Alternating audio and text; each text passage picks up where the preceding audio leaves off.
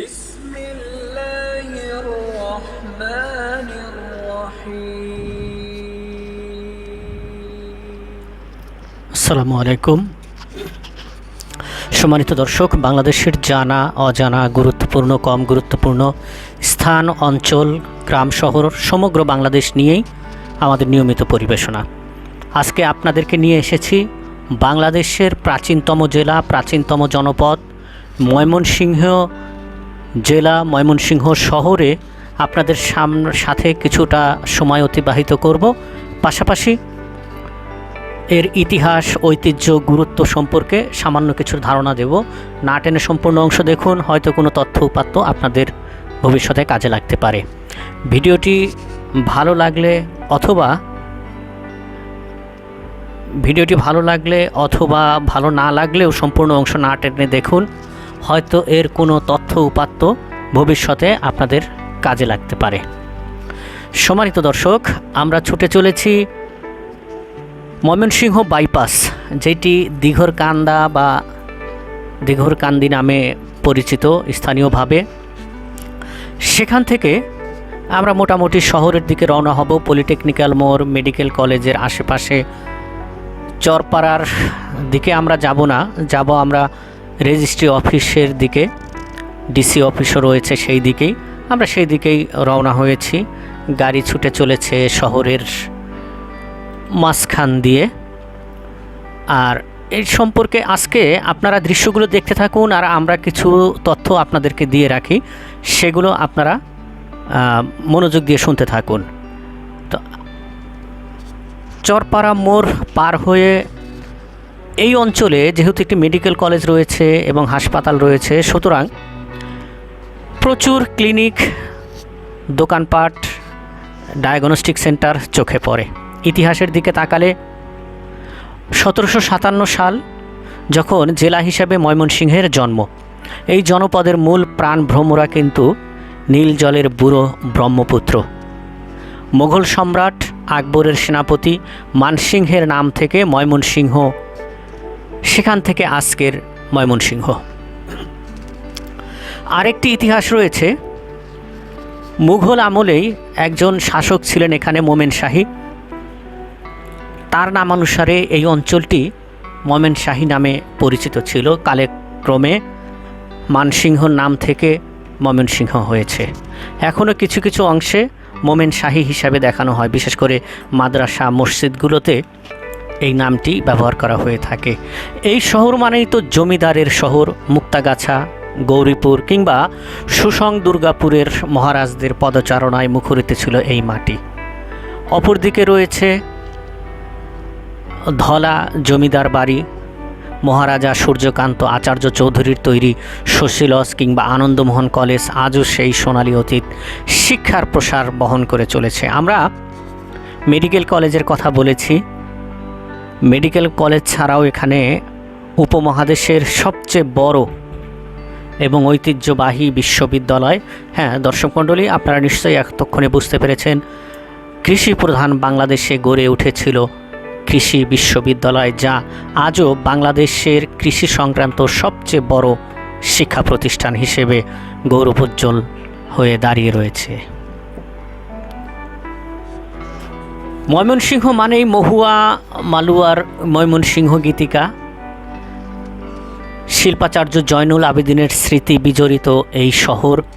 এই শহরের এক প্রান্তে রয়েছে জয়নুল আবেদিন পার্ক, যেটি গড়ে উঠেছে পুরাতন ব্রহ্মপুত্রের কোল ঘেঁষে। একদম ফ্রি, মনোরম পরিবেশ। রেজিস্ট্রি অফিস থেকে কিছুটা অগ্রসর হলেই আপনারা এই দৃশ্যগুলো দেখতে পাবেন। উত্তর দিকে অগ্রসর হলেই রাস্তার পশ্চিম পারে। ঐতিহ্যকে আঁকড়ে ধরে ময়মনসিংহ কিন্তু স্থবির হয়ে থাকেনি। 2015 সালে ময়মনসিংহ দেশের 8ম বিভাগ হিসাবে আত্মপ্রকাশ করে। তখন থেকেই শুরু হয় এক নতুন অধ্যায়। দিঘরকান্দি থেকে যে চওড়া রাস্তা ধরে আমরা আসছি, সেই আধুনিকায়নেরই তার প্রমাণ। আজকের ময়মনসিংহ শিক্ষানগরী। এই ময়মনসিংহেই গড়ে উঠেছে কবি কাজী নজরুল ইসলামের স্মৃতি বিজড়িত নজরুল ইসলাম বিশ্ববিদ্যালয়, মেডিকেল কলেজ বা কৃষি বিশ্ববিদ্যালয়ের কথা আমরা বলেছি। দেশের একমাত্র মহিলা ক্যাডেট কলেজ এই ময়মনসিংহেই অবস্থিত। ভুটানের রাজা কিছুদিন আগে এসেছিলেন, এই ময়মনসিংহ মেডিকেল কলেজ থেকেই তিনি MBBS ডিগ্রি লাভ করেছেন। ঐতিহ্যের শহরেই ময়মনসিংহ। জমিদার আমলের পদচারণা, ব্রিটিশ আমলে পদচারণার অংশ হিসাবে কালজয়ী কবি, বিশ্বকবি রবীন্দ্রনাথ ঠাকুর এসেছিলেন এই ময়মনসিংহে। রেজিস্ট্রি অফিসটি বেশ পুরাতন। এখানে আমরা তথ্য নিয়ে জানতে পেরেছি সম্ভবত 1971 সালে মুক্তিযুদ্ধের সময় এখানে আগুন লাগিয়ে দেওয়া হয় এবং কিছু ক্ষয়ক্ষতি হয়েছে। সুপ্রিয় দর্শক, আমরা একটি কথা বলে রাখি, আমরা বিভিন্নভাবে তথ্য সংগ্রহ করেছি। কোনো তথ্যে যদি ভুল হয়ে থাকে অথবা যদি ঘাটতি থাকে আমাদেরকে কমেন্ট বক্সে জানাবেন, অবশ্যই আমরা সেগুলোকে শুধরে দেওয়ার চেষ্টা করব। আর ক্ষমা চেয়ে নিচ্ছি যদি কোনো তথ্য উপাত্তে ভুল হয়ে থাকে ময়মনসিংহবাসীর কাছ থেকে। বাংলাদেশের ইতিহাস ঐতিহ্যের এক গৌরব উজ্জ্বল শহর হলো এই ময়মনসিংহ। আধুনিকতার ছোঁয়া, সহজ সরল মানুষ। একসময় ময়মনসিংহ বলতে দরিদ্র মানুষদের পদচারণা হিসেবে পরিগণিত হতো।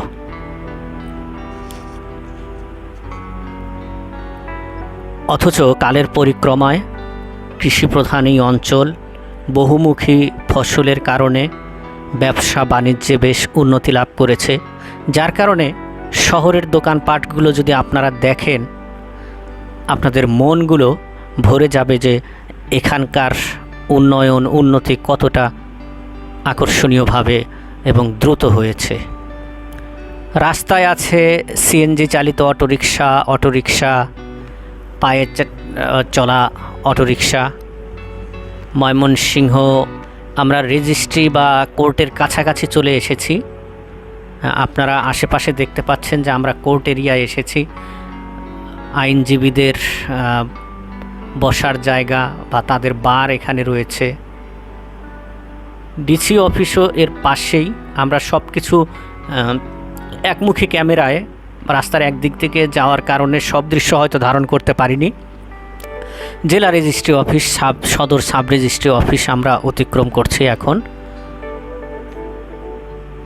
কিছু স্মৃতি বা স্মারক রয়েছে এখানে একটি আমরা দেখতে পাচ্ছি। আমরা এখন হেঁটে হেঁটে গাড়ি থেকে নেমে হেঁটে হেঁটে আমরা সাব রেজিস্ট্রি অফিসের দিকে যাব।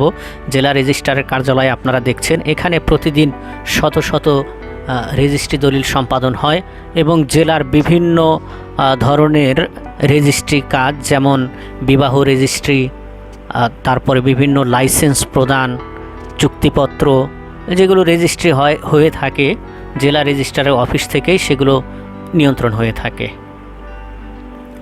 সুপ্রিয় দর্শক, আমরা কথা বলতে বলতে অনেকটাই শেষ দিকে চলে এসেছি।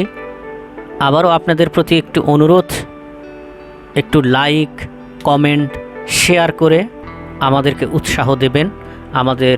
তাহলে এই ভিডিওগুলো যে আমরা করি এগুলো আপনাদের জন্য বা আমাদের যে পৌঁছে দেওয়ার যে প্রয়াস সেগুলো কিছুটা হলেও আমাদের সার্থকতা ফিরে পাই।